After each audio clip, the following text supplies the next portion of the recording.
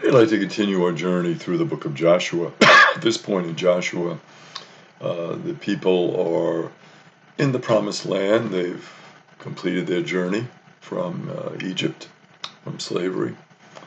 They traveled in the desert area for a number of years. The Bible uses the term 40, but kind of a general term. We don't know if it was specifically 40 or just a long time. Moses has received the covenant from God, and the people have renewed the covenant. They've gone back and forth, of course, sometimes accepting what Moses had to say, other times rebelling against it. Same with Joshua when they're in the promised land now. And we've seen some of the conquests that the people have made.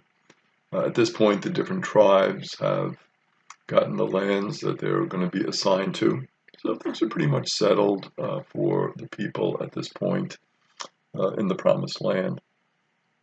We have to realize, though, that the Bible tends to oversimplify it a bit. They certainly did not conquer the whole land. There were many areas that were controlled by the Canaanites, by the Philistines, by other groups.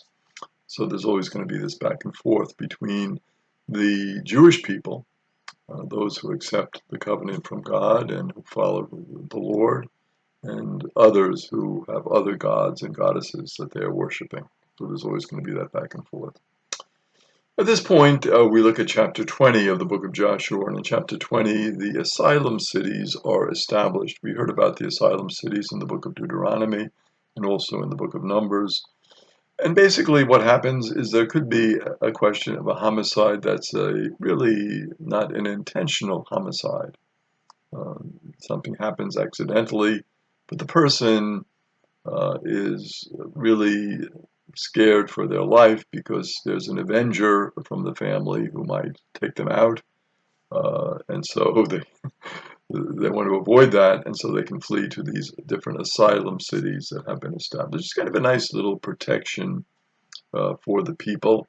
We have that tradition in our law today about sanctuary cities, places of asylum, people going into churches for refuge, that type of concept, where cooler heads can prevail, facts can be sorted out, guilt and innocence can be determined with more objectivity. It's that type of concept. Um, and really what can happen, it's a twofold system that unfolds in chapter 20. In one aspect, the person can plead before the elders who form sort of a little court. And the other, there is the high priest, and the priests can handle it, the Levites, because a lot of the asylum cities are going to be, as we'll see in chapter 21, Levitical cities as well. So there's a really a almost secular way of handling it through the elders, and then a more religious way through the priests and through the high priest.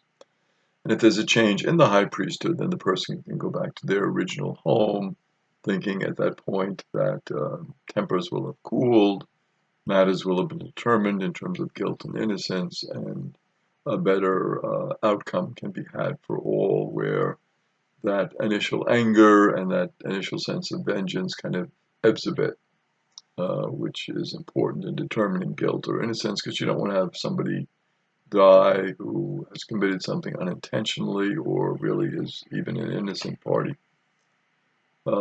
And the cities that have been established are Kadesh, Shechem, Hebron, also called Kirath Arba, Bezer, Ramoth, and Golan. So those are the cities that have been established as asylum cities where people can go, and they're nicely spread out geographically so that it wouldn't be too far of a journey for a person, because obviously if it's a far journey, the other person is going to be the avenger, can catch up, and the person can be killed before they're in their asylum city.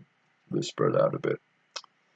Then in chapter 21, we see that the heads of the Levite families ask Eleazar, the priest, Joshua, and the heads of families of the other tribes for the cities that Moses had promised to them. So Moses had laid it out that those from the Levitical tribe, the tribe of Levi, that they would not, because there are the priests, they would not have specific cities or lands, but they would be given different areas where they could live with other tribes.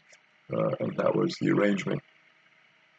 And Moses had promised them that, and he'd also promised them pasture lands, so they could pasture their flocks close to these cities.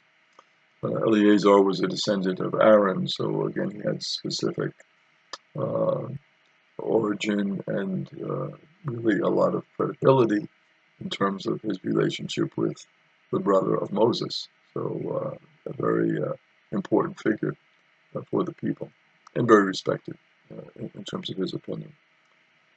So the Kohathites received the first lands because they were the descendants of Aaron.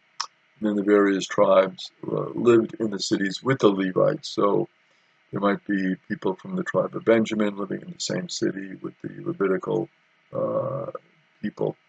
And the idea was that they would form the priestly functions, and the other tribe would just have the regular governance functions in that city or that town.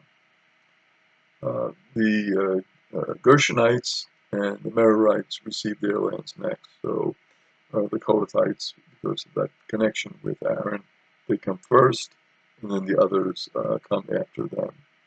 48 cities in total were given to the Levites, so quite an extensive number.